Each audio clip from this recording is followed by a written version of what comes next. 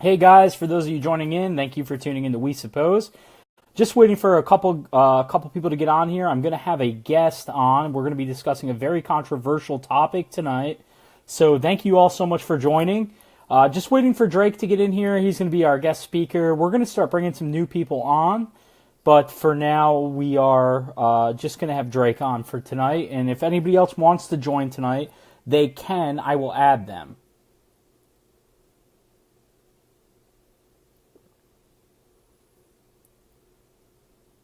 Drake, go ahead and send the invite.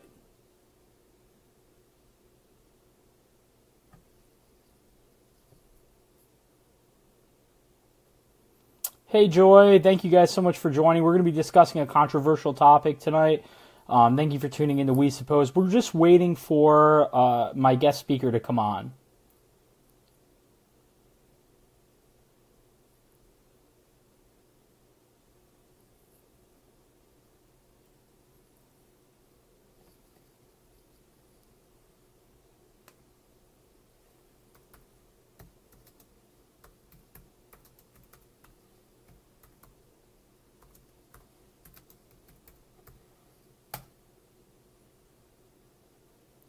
Hi, Jennifer. Thanks for joining. You guys are great. Thank you all very much for joining. Tonight's going to be a good show, so stay tuned. I'm just waiting for my guest to get on here, and we're going to continue from there.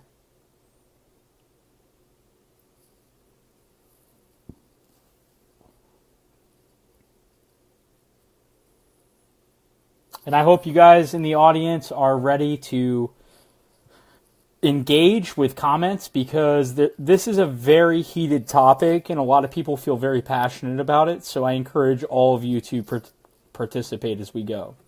And here's Drake. Looks like we're going to go ahead and get started.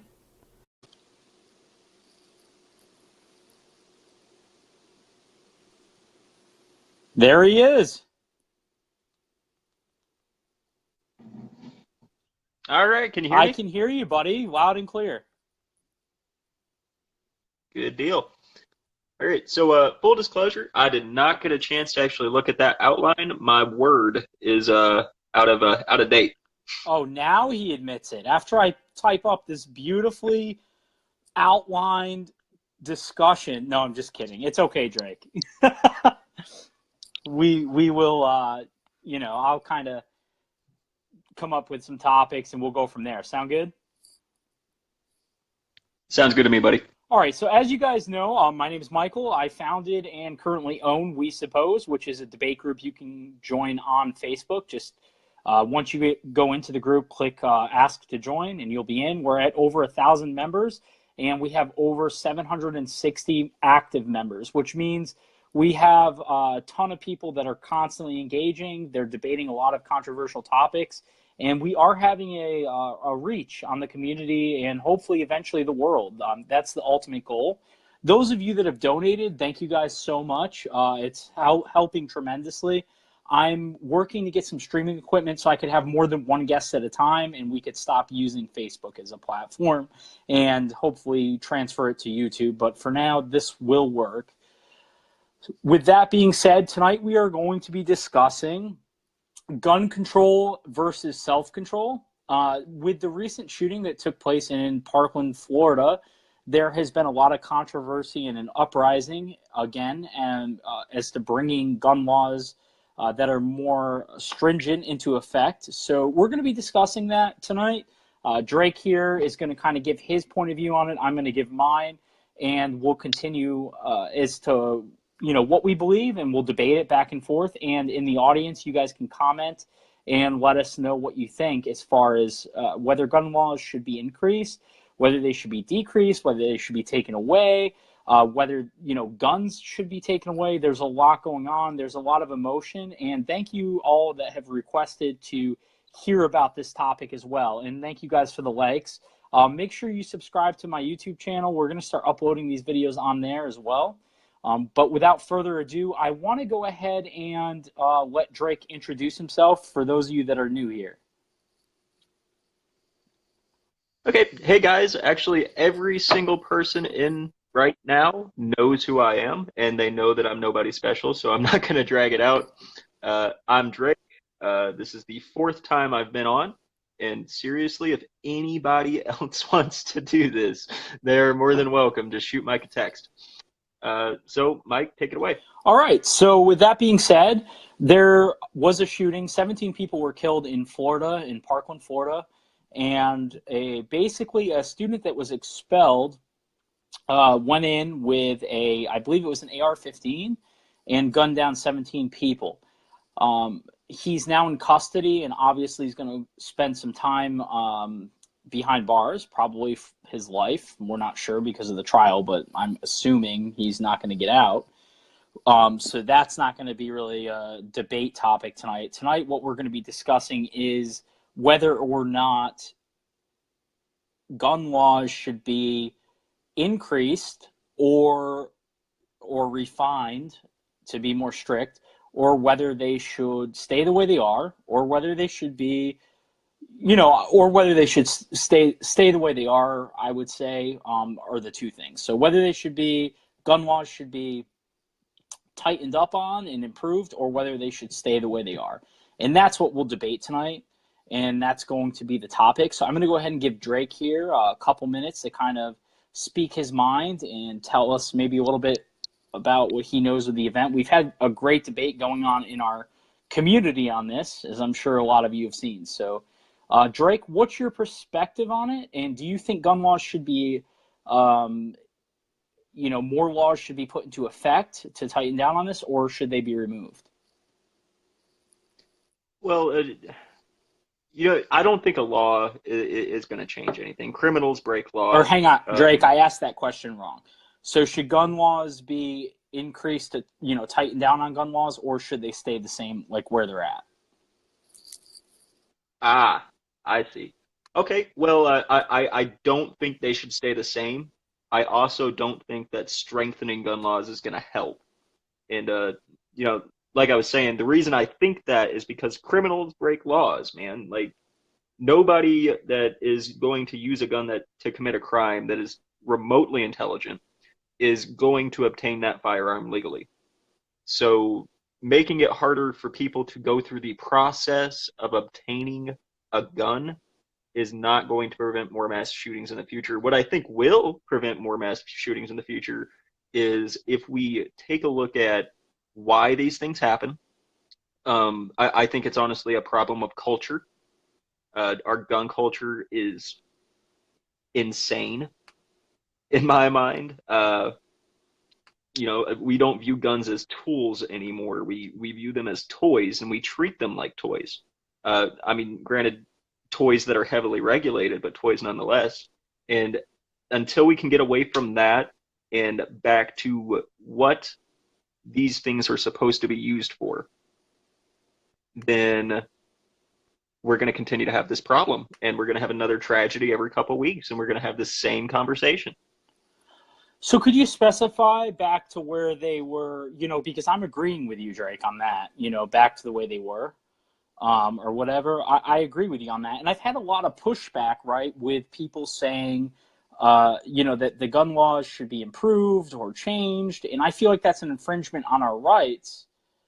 So with that being said, sure, we could change the laws and spend all that money, but is somebody that's willing to walk into a school and shoot 17 people, are they really thinking about gun laws, let alone the current consequences that are in place, such as the death penalty, life in prison, their reputation completely destroyed? I'm not understanding the logic, Drake, with that. Maybe you could help provide an insight as to what people are thinking when they say, let's, buckle down on these laws. Right. I honestly can't give any insight onto that because I don't understand it. It's already a crime not to steal. People still steal. You know what I mean? Yeah. So, and it's so easy to get a gun illegally is the thing. It doesn't matter how many regulations you put in place. All you have to do is just find a criminal that is willing to sell you a gun without going through the process, and you will have one. Or you can steal one. Or if you have a gun legally, a legally purchased firearm, you steal that firearm, and then you can go and steal more guns. It's crazy to me to assume that you can regulate or legislate this problem away. The issue isn't with the laws, the issue is with where we are as a culture in regards to these tools. So yeah, we're in agreement then on a lot of this, Drake. Maybe all of it.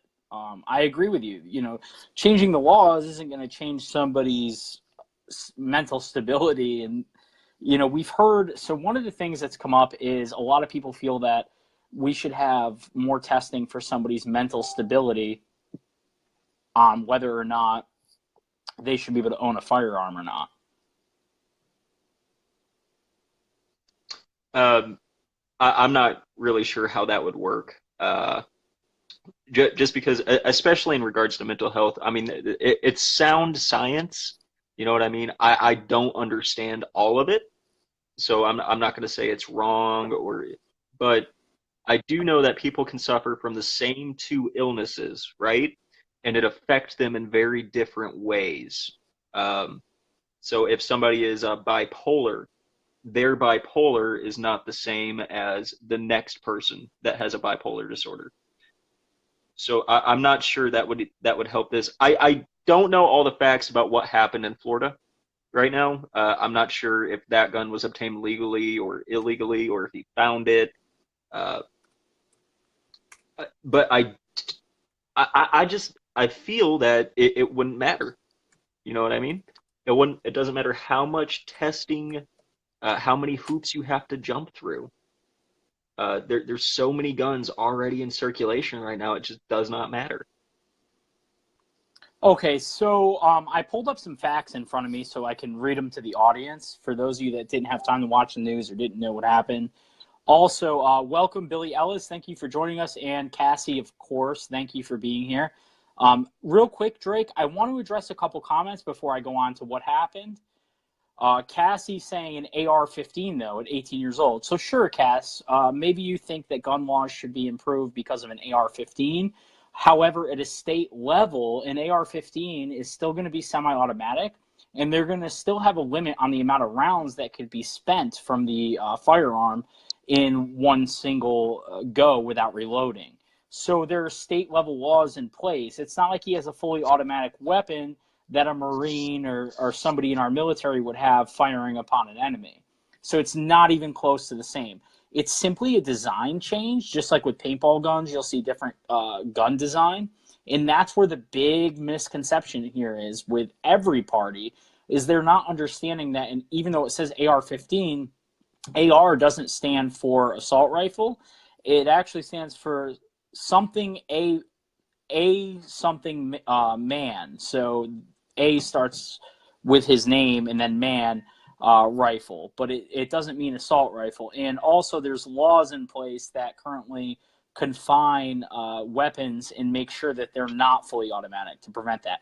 I could do as much damage with my 308 rifle, semi-automatic, in anywhere as that guy could do with an AR-15 and fire just as quickly. The only difference is the size of the gun and the design. It has nothing to do with its capabilities.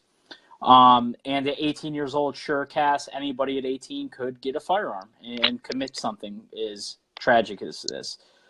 Cassie also says real quick, Robin says, look at Chicago, major gun laws still have murders. Yeah, so these murders are going to occur either way. I totally agree.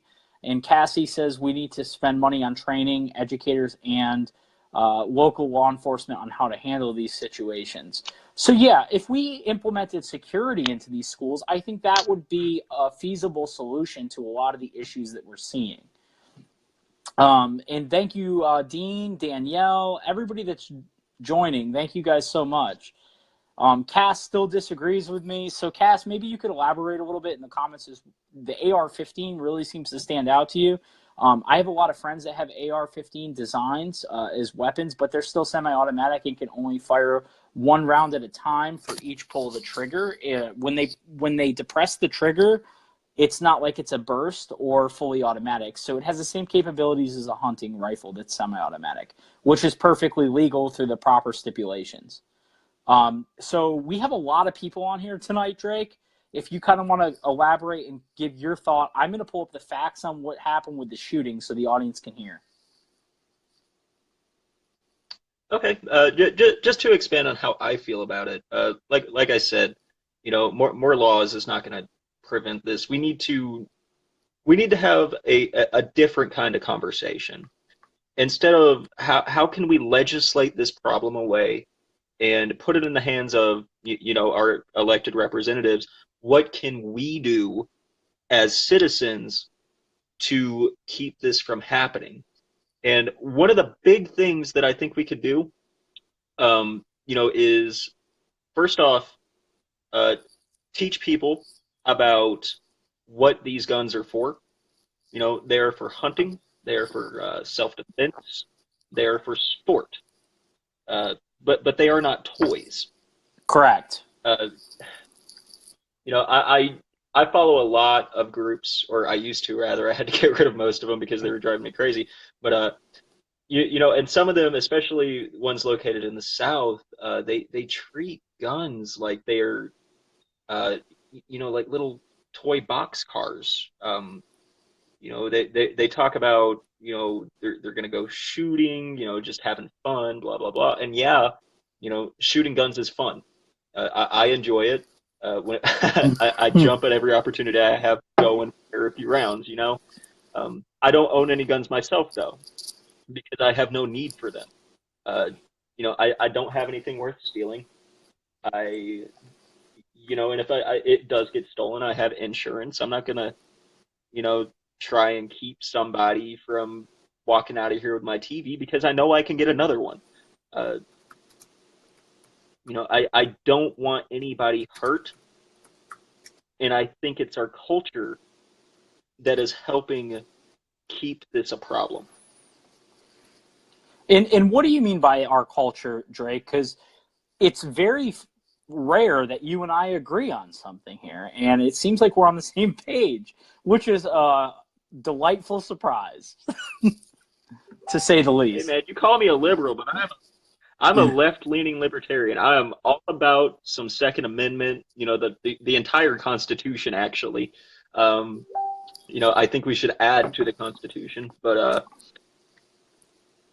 what I mean by culture, if you look at countries in Europe, they don't have as much gun violence, right? Right. And a lot of people associate that with the fact that they have very strict gun control laws. But you also have to take a look at what historically has happened in and to those countries. 2 world wars, enemies in very close proximity. They never got to a point where there was, 2 oceans separating their people from those that wish to do them harm. So they never got to a point where people were so attached to their guns for frivolous reasons. Okay, and I agree. And something I've realized is a lot of people that are debating us on this topic, they're the same people that vote gun safe zones into practice. And if you look, great friend, scholar, and somebody that's part of our group who's currently studying law, Stephen Zuck, I'm going to give you a quick shout out, pulled up some statistics on the crimes that are occurring in gun-free zones, and over 90% of them are done in gun-free zones. So if you look at the approach of strengthening the law on something, it has nothing to do with whether somebody's going to commit that crime or not. Does that make sense?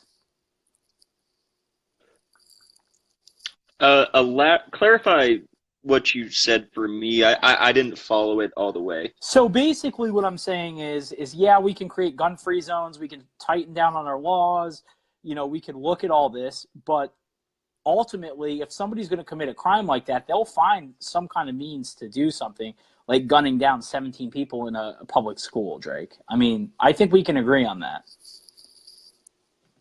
Oh yeah, definitely. I mean, gun-free zones aren't going to keep, people that wish to do you harm out of the school, or out of the zone. Now, I don't think, however, that we should get rid of gun-free zones. And the reason I say that is I want to change how we view firearms in this country. They are dangerous, but they are necessary. Drake, this is where we're going to disagree. Here it comes. I can feel a disagreement. Well, follow me through here, okay? All right. Follow me through. All right. Okay. How many kids each year are accidentally killed by firearms? Way too many. I don't know the exact number. I know it's more. It's at least in the triple digits. Sure, I mean, they're showing off the gun their dad has to their friend. They load the gun and they blow their friend up by accident. Yes, I've heard of these. Exactly, and it's not. And it's usually an accidental discharge whenever somebody grazes the trigger, something like that. Now, that happens so often that I don't think it's a stretch to assume that it could accidentally happen in a school. And then you have an accidental school shooting. Well, may I ask something, Drake, real quick? Sure. All right. So if a DUI happens, right, we blame the driver, right? Preferably. If a murder happens, we blame the person, right? Yes. If a robbery happens, we blame the person, right? That robbed the house? Preferably.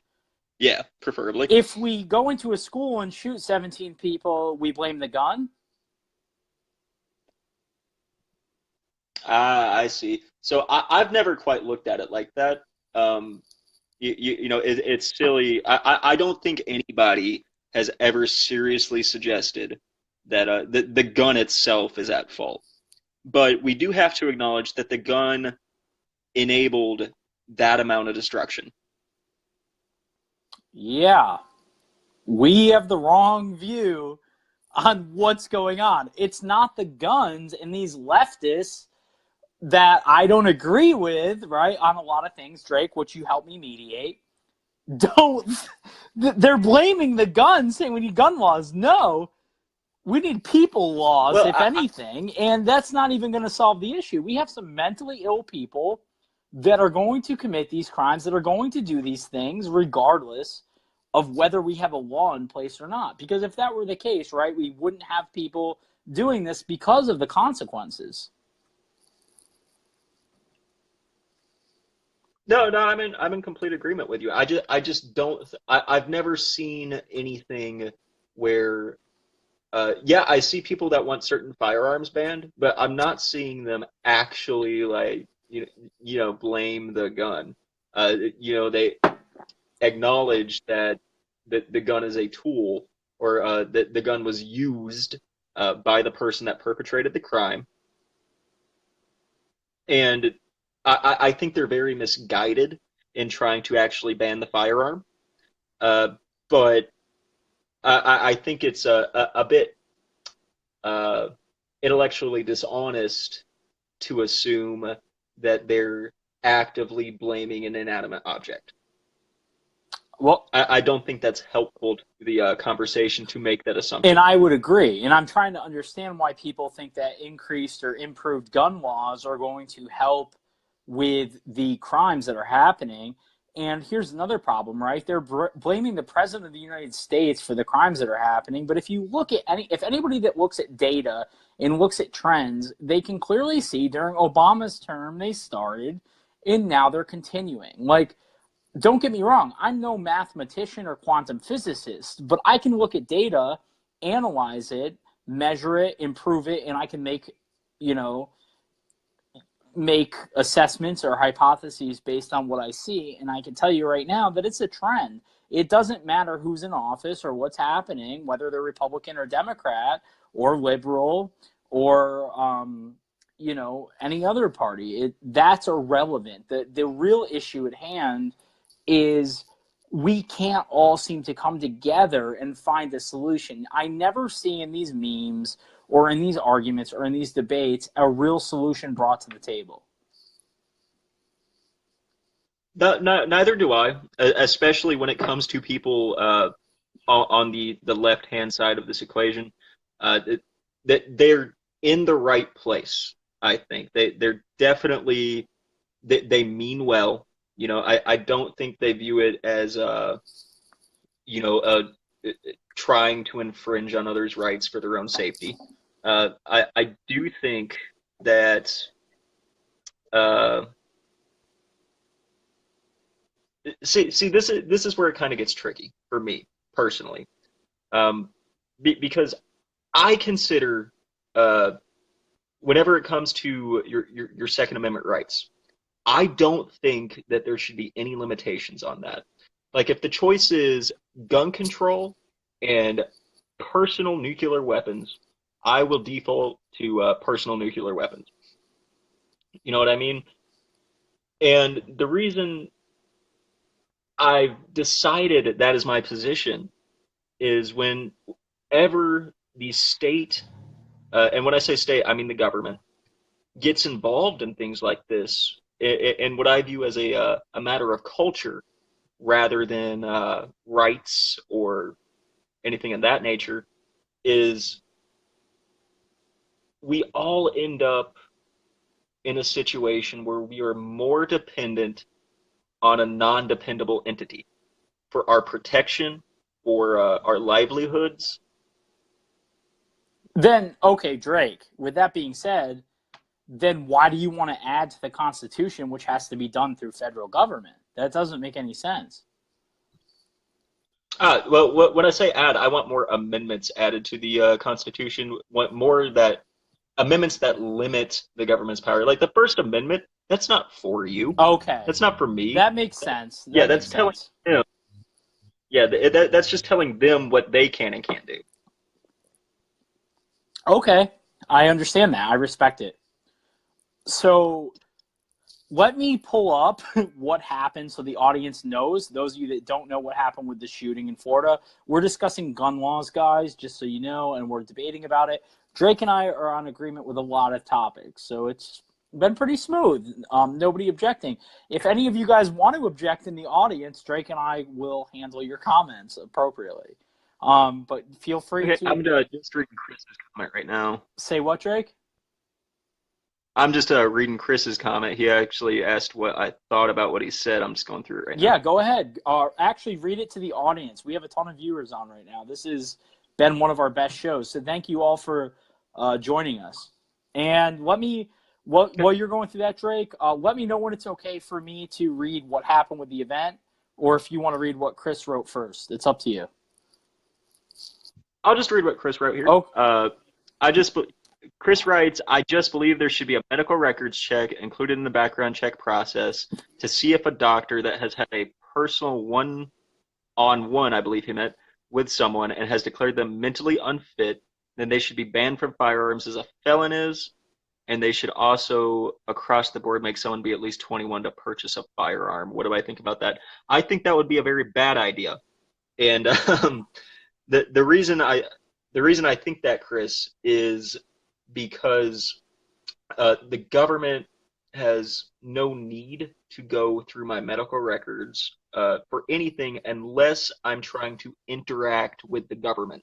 And by that I mean join the military, get some sort of government position, anything like that. Now, as far as increasing the age to 21, the age of majority is 18, and that means you should have full protections of the law. And if we increase it to 21, we might as well just increase everything to 21 because that seems to be the magic number. I don't know why everybody defaults to 21. I guess it's because that's the legal age to drink. No, I think that should be 18. Hang on, Drake, real quick. If you don't mind, I'll give you some insight as to why the age is 21. Okay, but that's just my thoughts, Chris, and I appreciate you sharing yours. So, Drake, real quick, 21, right? Even though you're correct in saying that it seems to be the magic number, because, yeah, sure, you can have alcohol at 21. The neurosynapses in a human body are not fully connected, with the cerebral subconscious and the prefrontal cortex are not binded. The neurons and the centers of the brain responsible for memory, development, and growth are not fundamentally developed and complete until 25. So 21 is actually quite generous. That's why it's the magic number, but it actually 25 should be technically, if you look at it from a scientific perspective. So we're actually quite generous there. Right. I think it's problematic to view it as generous when really all it is saying, if you drink under the age of 21, you're going to be punished Right. because you're not fully developed yet. That's a strange concept to me.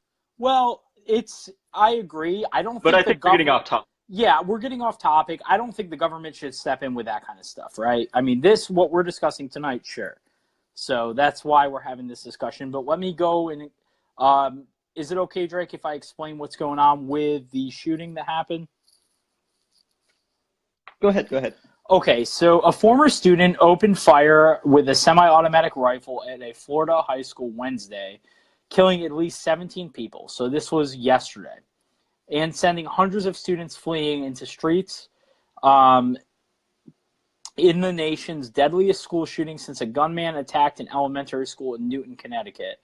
The shooter, who was equipped with a gas mask and smoke grenades, set off a fire alarm to draw students out of classrooms shortly before the day ended at one of the state's largest schools, officials said. Authorities offered no immediate details on the 19-year-old suspect or any possible motive, except to say that he had been kicked out of a Marjory Stoneman Douglas High School, which has about 3,000 students. Students who knew the shooter, identified as Nicholas Cruz, described a volatile teenager whose strange behavior had caused others to end friendships with him, particularly after the fight that led to the expulsion. Frantic parents rushed to the school to find SWAT team members and an ambulance surrounding the huge campus. So sure, I could think that an event like this may call for some uprising, but let me go on further to read. There was a coach, a football coach, and this is what it says. Miss Douglas Football wrote this, and it was on Twitter. And she said, "It is with great sadness that our football family has learned about the death of Aaron Feis, Feis. He was our assistant football coach and security guard. He selflessly shielded students from the shooter. When he was shot, he died a hero, and he will forever be in our hearts and memories." So this is a horrific situation. I want to throw out there and ask the audience a question. Do you think if these teachers were armed, the students would have been safer?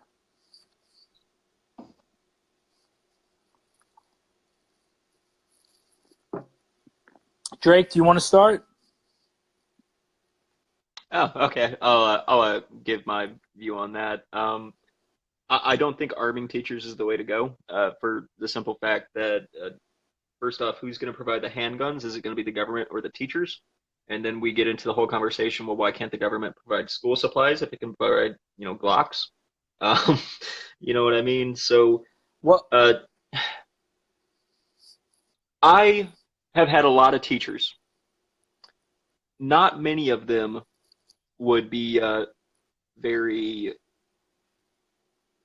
effective with a firearm. People that teach are generally very gentle. They're very gentle people, protective of the kids. Don't get me wrong. They would go through to hell and back for the kids, but that is not their job. Their job there is to teach the children. It's the state's job to keep them safe. So if you want more resource officers, I'm okay with that. Put more cops in the school. Train the cops how to deal with kids. Don't put, somebody that just, got off of on an acquittal for shooting somebody in the school. It's a very nuanced thing that does not have as simple and elegant a solution as just arming the kids. Would they be safer? I don't know. I mean, they're obviously not safe now, so that is a solution. Arm the teachers, but what's to keep a teacher then from taking his government-issued Glock and shooting up the school? Drake, now we're blanketing it, though. That's not where I was going with it, is saying all the teachers are going to be armed. I'm saying if there's the possibility that the teachers are armed, would that be a deterrent from an attack like this occurring? Well, I think in that part of Florida, I know in the part of Florida that I lived in, we had a couple of resource officers that were armed, and I'm sure that in when I went to high school in Moorestown, we had a couple of resource officers that were armed. I'm sure that in a student body of 3,000, there might even be a few more resource officers that are armed, and that still was not a deterrent. So I don't think so. So what do you mean it wasn't a deterrent? What happened? Well, he still went in there and shot those kids, didn't he? The officers didn't stop him?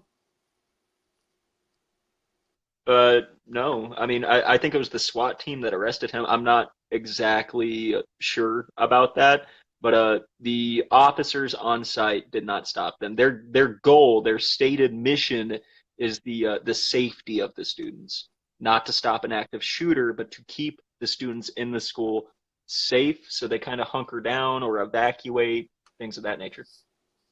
Okay, so who was armed in that school? You're saying there were guards, Drake. What else was there?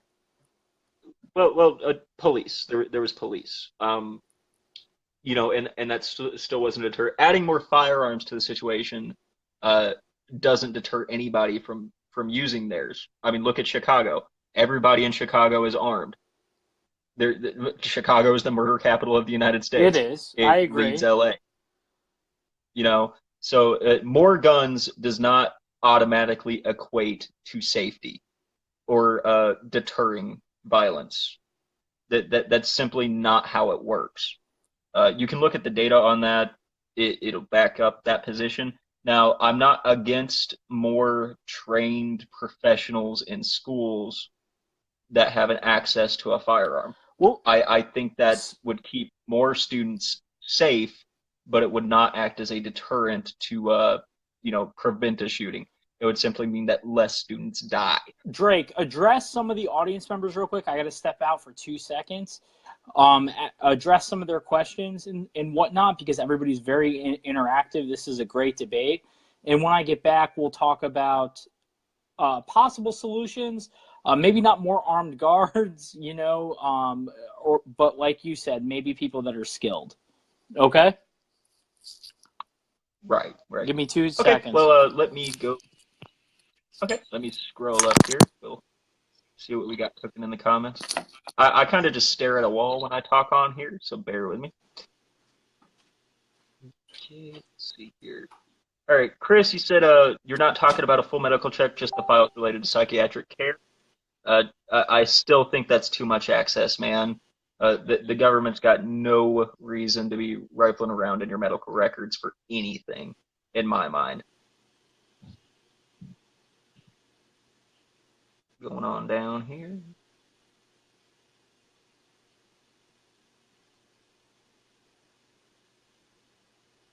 Dean says we need stricter tear gas grenade laws. I agree.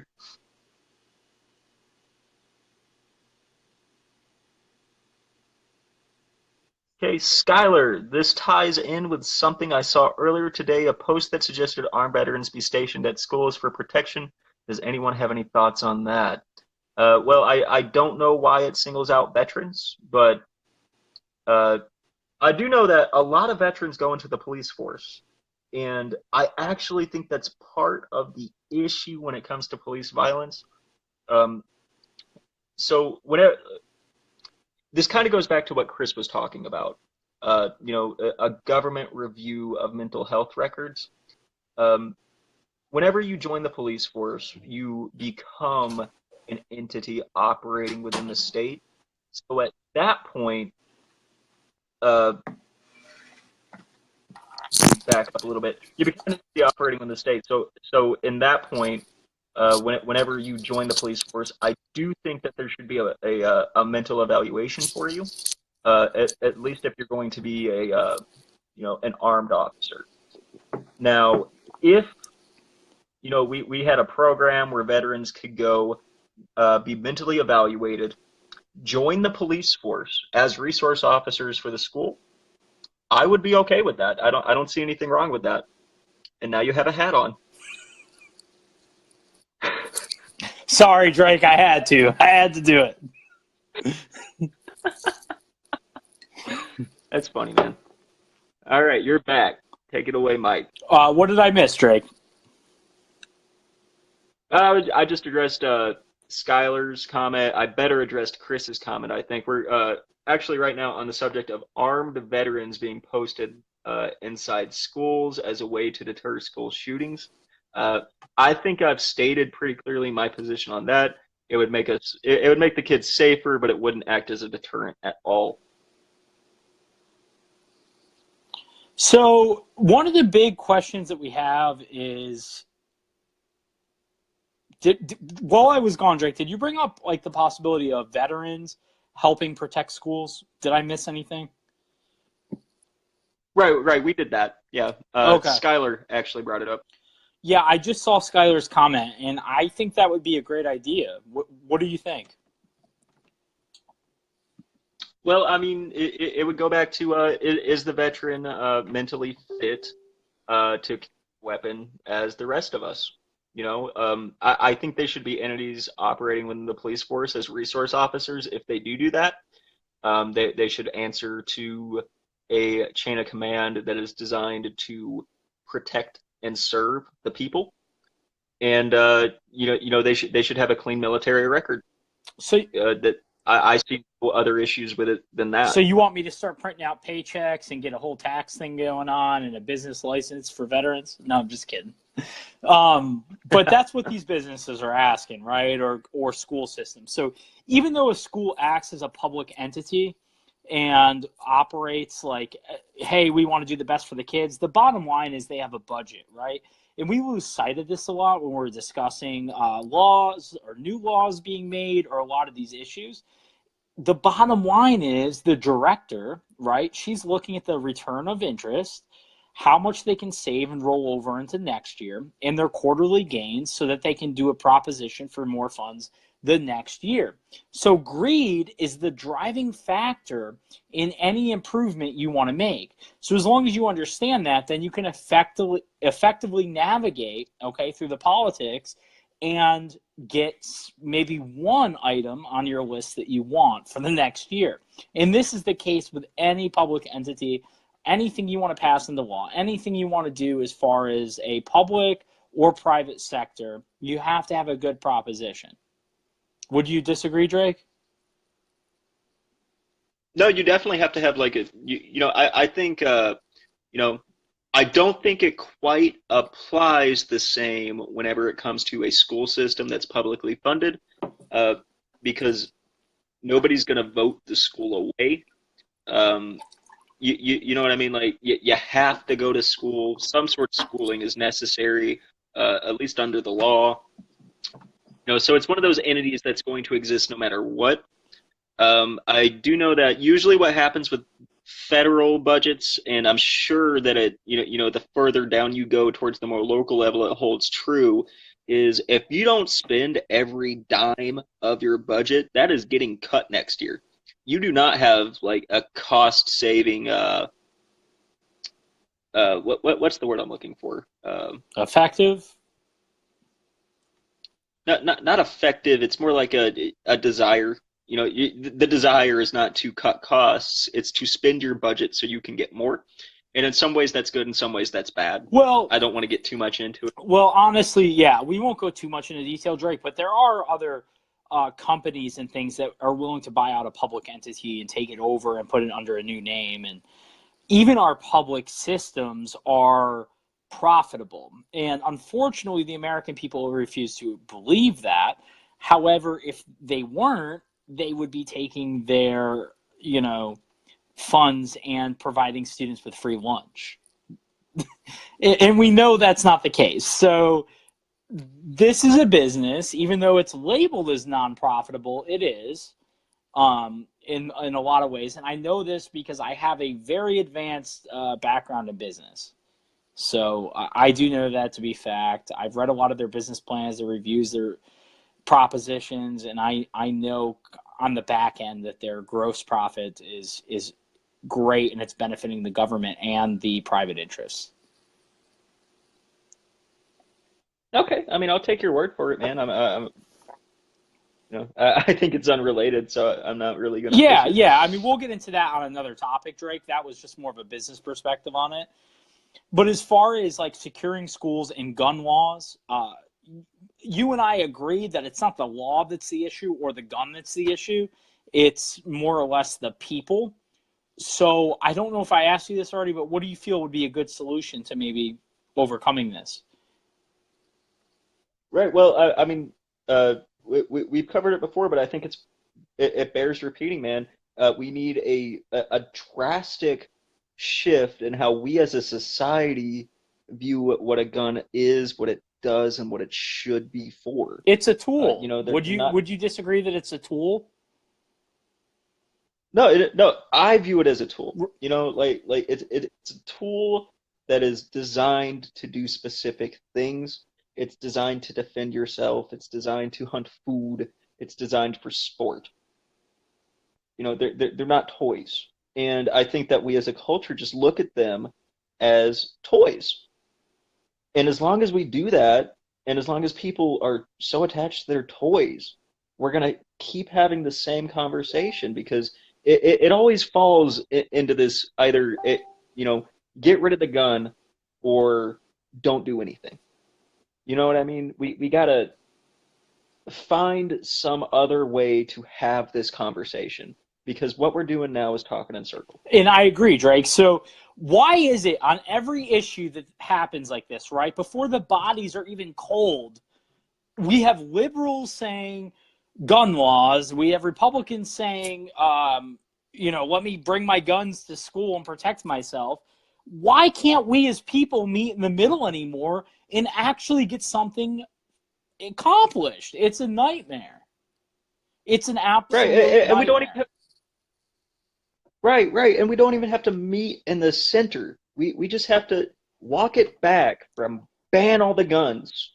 Walk it back from trash the Second Amendment. Walk it back from guns in schools because that's crazy. You don't want your kids around guns. Guns are dangerous. Why would you keep them there? Yeah, You know, Drake, we're on the like, same page with this issue, which is really pleasing. We need to come together.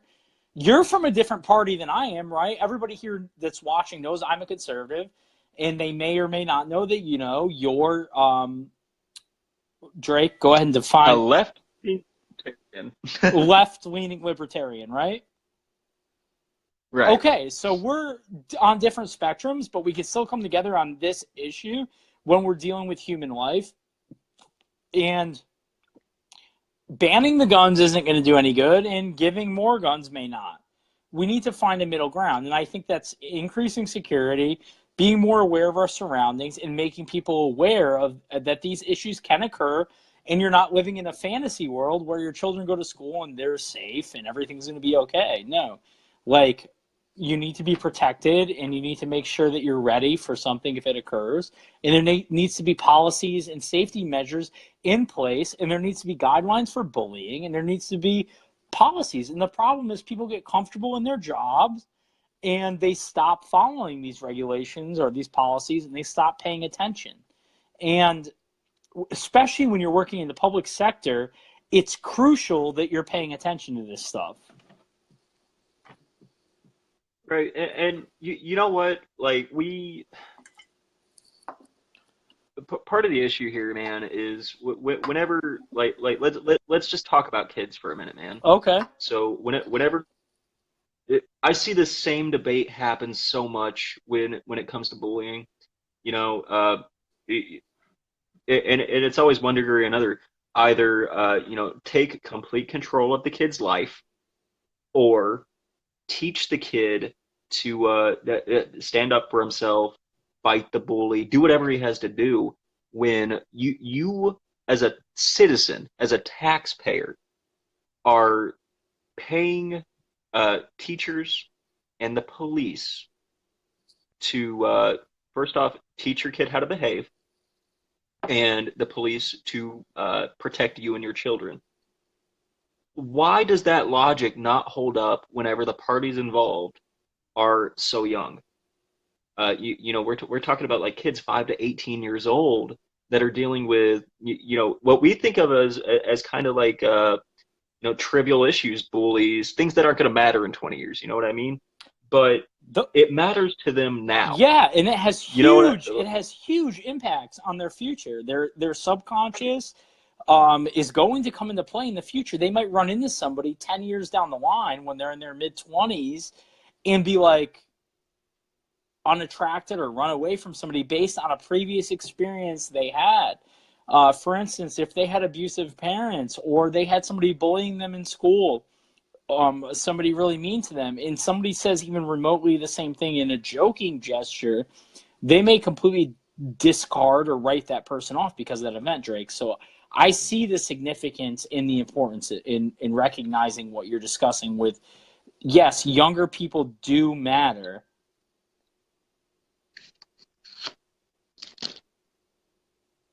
Right. And what I'm getting at with all of that, man, is, like if the school, like kids will spend half the time their children before they reach 18, before they can vote and make decisions and things like that, they're going to spend that at school.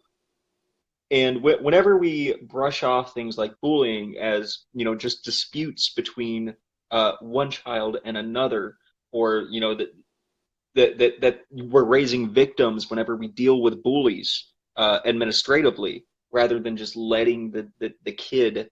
I guess what they want is like the bully to be punched. I'm not sure, but who shoots up schools? Kids that are bullied and bullies. Yeah, I would agree. People that are damaged or not even bullied, but have come from emotional turmoil in their upbringing or have experienced trauma at a young age and aren't able to process it.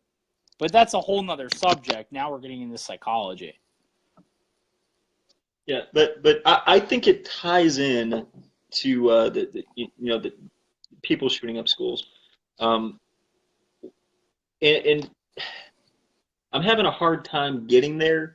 But basically, what I'm saying is, if we're going to continue as a society to not take things like that seriously, it is no surprise to me that these things like school shootings will continue to happen, and they will happen forever as long as we stop, as long as we keep handling these other issues like we are. If we look at schools less as a place for kids to learn facts, and more as a place for kids to learn how to interact with each other and build a kind of like an inner curriculum around that, where we just teach them how to behave as adults. I think that's one step in solving this problem. I do as well, Drake. I think we agreed on a lot. I'm going to go ahead and cut this out for tonight and end it. But I want to thank everybody that has listened live and has been a part of this. You guys are awesome. Thank you all for being a part of We Suppose Debate on Facebook. You can also find us on YouTube, which we're going to start expanding. Thank you for those of you that have donated via PayPal. We definitely appreciate it. We're working on getting some streaming equipment to have more guests. And I want to thank Drake Williams for being such an asset to the group, such a wonderful perspective that he brings to the table. So thank you very much, Drake. Do you have anything to say before we close? Man, I just want everybody to be safe tonight, and don't do anything I wouldn't do. Y'all enjoy yourselves. Thank you, Drake, for joining. Thank you all for being a part of We Suppose. You guys have a wonderful night. Make sure you check out our trailer that we released. Make sure you share it. Invite your friends. We actually have a professional-grade trailer that basically shows what we're about, what we stand for, and we are trying to be serious. Drake, you can vouch for me on this. I have professionals involved, and we have professional-grade material being developed. I'm going to take this to the next level, so I want you all to be a part of it And you guys are. You're making it possible. So thank you guys for turning like a vision I had in a passion I had into an actual reality. I love you all. Thank you so much for being a part of We Suppose. You guys have a good night. See you, Mike. See you, buddy.